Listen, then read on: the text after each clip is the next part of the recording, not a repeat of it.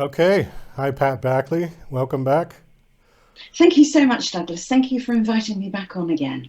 Oh, it's a pleasure. It's nice to see you again.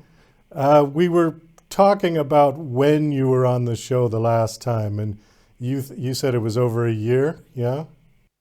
Yep, I only know that because since speaking to you last year, I've published another four books and co-authored another one. So that's how I know my timeline. Is by how many books you've published. In Yeah, okay. yeah, that's right. All right. Well, I that's don't have good. much else in my life at the moment, so writing books is my big thing. Well, it's funny. There is a sort of a time marker with people. For me, remembering back 20, 30, 40 years ago, will remember the time by the car I was driving. Yes, yeah, So I said, oh, I yeah. had that 1978 awful thing. Okay, then it was, 1985 or whatever. So yeah, I remember by cars and you remember by book publishings. So that's good. All right, Yes. whatever works. Well, so four books. Which one are we talking about today? Daisy is the primary one? Well, Daisy is the one that we spoke about last time, so maybe we'll give her a rest. I have a selection, Douglas. I have the sequel to Daisy, which is called The Second Oh, the Daisy. second Daisy. Okay. I have my personal memoirs called From There to Here. I have the first book in my new Ancestors series, which is called Valentine George, which is based on my grandfather's life. And I have my latest one that just was published last week called 70 Years Worth of Travel, Snippets from a Colourful and Interesting Life.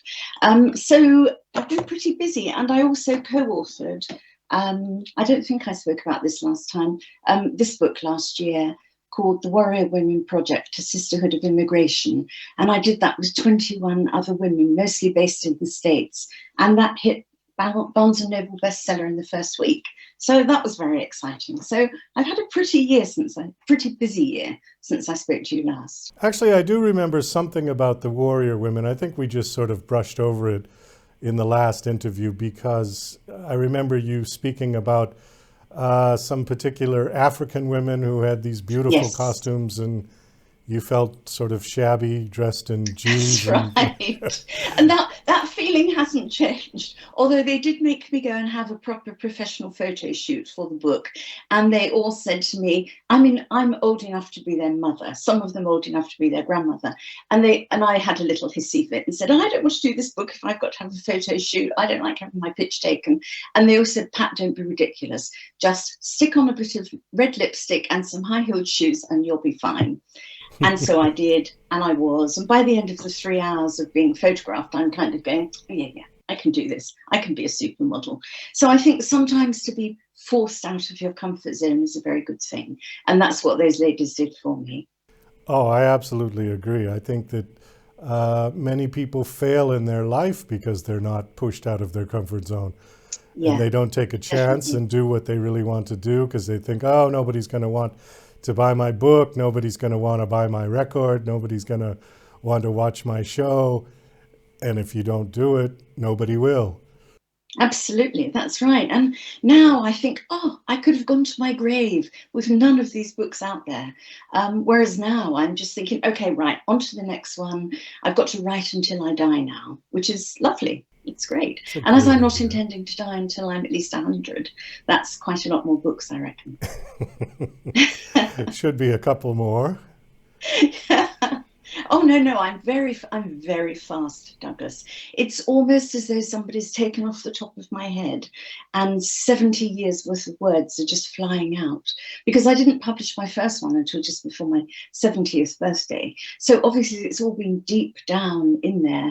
And now it's just I sit at my computer and I think, oh, right, I'll start another book and it just comes. It's the most incredible thing. It's wonderful. I love it. Now, you mentioned last time that you were a fairly recent immigrant from England to New Zealand. Did this Yes. writing surge start once you moved, once you made that big move? Or had you been No, writing in England previously? yeah, no, because I moved here 12 years ago, and my daughter was then only 16. So I obviously went through those horrible teenage years where you worry to death that they're never going to come home alive after a party. But that's all behind us now. And the catalysts were two catalysts. One was COVID, because I suddenly found myself with nothing to do, couldn't go out of the house.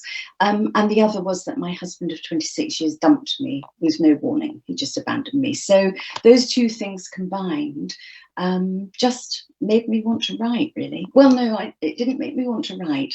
I spent the first 2 or 3 weeks of COVID lying on the sofa, watching rubbish on Netflix and eating too much chocolate. And then I thought, Pat, this is ridiculous. Just get a grip. I mean, I was suddenly living alone for the first time for a long time. And and so I just got up and I thought, why don't I write a book? So I just sat down, wrote the book Daisy, the first book, in about 3 weeks, sat up day and night. And that was it, started me off. Then, of course, I thought, now what do I do with that? I want to get it out there, but I'm not going to hang around. I'm too old to hang around waiting for a publisher, assuming one would think I was good enough. So I then had to learn how to self-publish. So it was very good. I say to people that my writing has kept my sanity for the last 2 years during COVID. Without it, I think I would have struggled. Let me just get a clearer picture of the timeline. So did your husband come with you to New Zealand? Did you both go together and then he left you once he got there? No, we came together and I thought everything was fine. I mean, yeah, there'd been a few incidents, but I thought everything was fine. And then when we went back 4 years ago to England to my daughter's master's graduation, because she'd done her degree here in Auckland, but then chose to go back to London to do her degree. And we went over for her graduation. That was all very lovely. Her friends apparently said to her, oh, your parents are so cute. They're so lovely together. And 2 weeks later, he said to me, I don't love you anymore. I haven't loved you properly for years. The marriage is over and I'm not coming back to New Zealand. So it was a bit of a bombshell, to say the least. So I had to come back on my own. And yeah, anyway, 4 years on, I've survived, which is wonderful, and thrived. Did he meet somebody at your daughter's graduation that? I think he'd already. Well, it turned out later that he'd already had somebody for the whole of our 26-year marriage. Oh my God! So yeah, a bit of a Charles and Camilla situation. I was just going to say Charles and Camilla. Yeah. Yeah. So not ideal, but it's life. We just have to pick ourselves up and carry on, don't we? And fortunately, my writing has helped me to do that.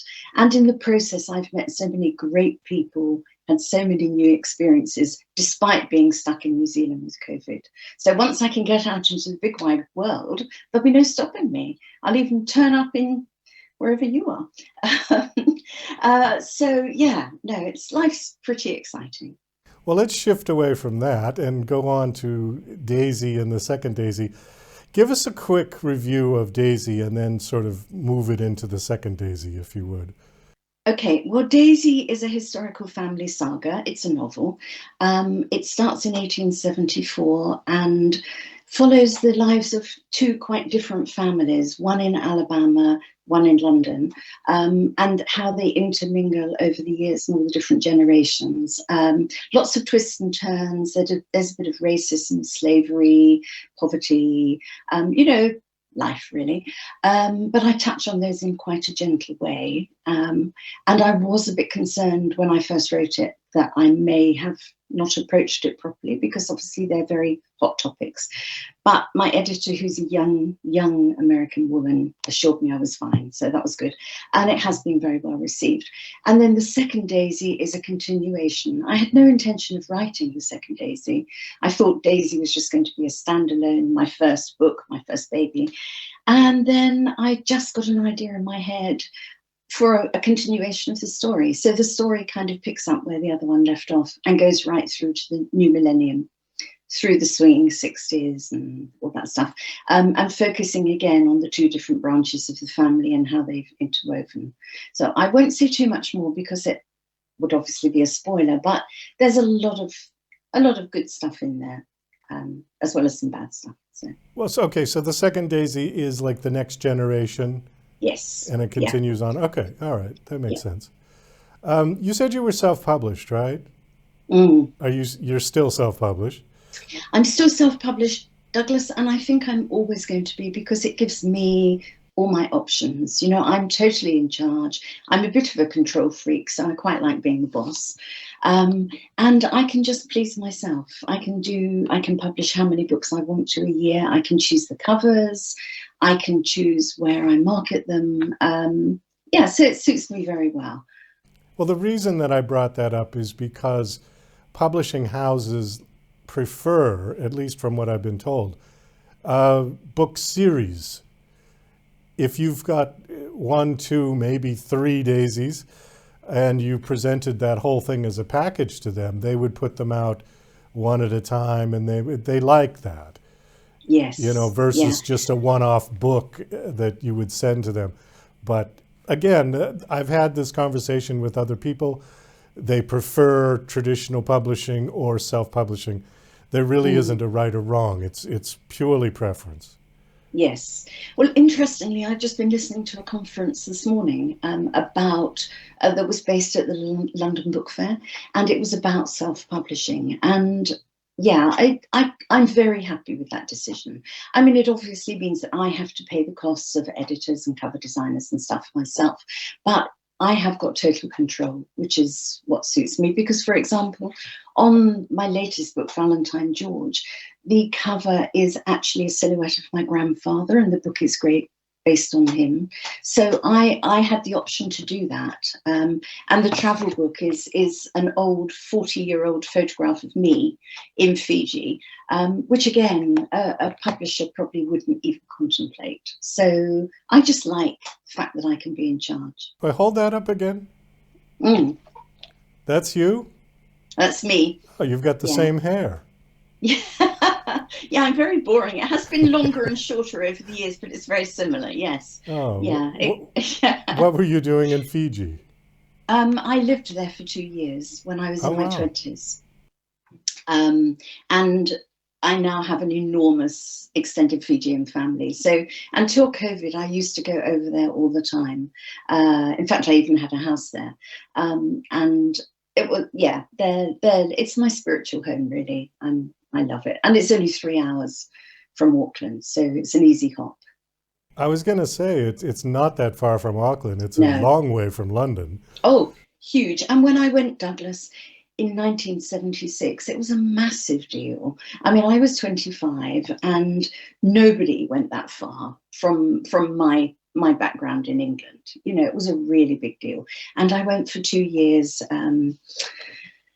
with my first husband, who I found out 3 weeks, this is a spoiler, who I found out 3 weeks before we went that he was having an affair with his secretary. I have not been very good with husbands. I'm not very good at choosing them, so I'm not having any more. But that was hard because I was a very young woman, quite naive, and I suddenly had to go to the other side of the world with this man that I couldn't trust anymore. So it was a pretty difficult time, which I think is why I became so close to my Fijian family. You know, the lady who was my housekeeper and her children lived with me, and it just went from there. But again, if I hadn't had that experience with my husband, probably that whole Fiji bit of my life would never have happened. You know, I would have just done my 2 years, been just a regular expat, and then gone back to England, finished. Whereas now it's an enormous part of my story. How many husbands have you had? Only 2. Oh, all right. Only 2. But I did live with a guy for 4.5 years as well. He was a sweetie, but he told me right at the beginning, that was between my husbands. He told me right at the beginning that he never wanted to he loved me, but he never wanted to get married. He never wanted to have children. He was a confirmed bachelor. But of course, like most women, I thought I could change that. And we had a lot of fun. I'm still in touch with him now. But yeah. So my romantic life has not been as successful as my new author career by any means. But hey ho, who knows what the future holds? Well, you've still got to 100 to go, right? You said. I have. My daughter is convinced that when I'm in my 80s, I will suddenly announce I'm getting married again. So who knows, Douglas? Well, it wouldn't be the first time. So anything's possible. Pat, we do have to wind this down. We are out of Of time, course. It's unfortunately. been fabulous. I'm sorry I talk too much No, no, as no, usual, no. but that's why I have to be an author, Douglas, because I've got so much to say. And obviously, there's not enough people willing to listen to everything. So if I write it down, they can choose whether to read it or not. These are always the best conversations because these are the ones that are intriguing for people. Mm. And if they like you, they'll go out and buy your book. Because really, there is so many books out there. And with self-publishing, there are millions of books Oh, out there. yes. So how are people going to choose yours from the other one if they like you? That's our philosophy anyways. Do you have a website that you want to give out? I do. It's just www.patbackley.com. Okay, So great. very, very easy. All right. Well, thanks for coming back. Always lovely to see you. Best of Thank luck you with the so second much, Douglas. Daisy. I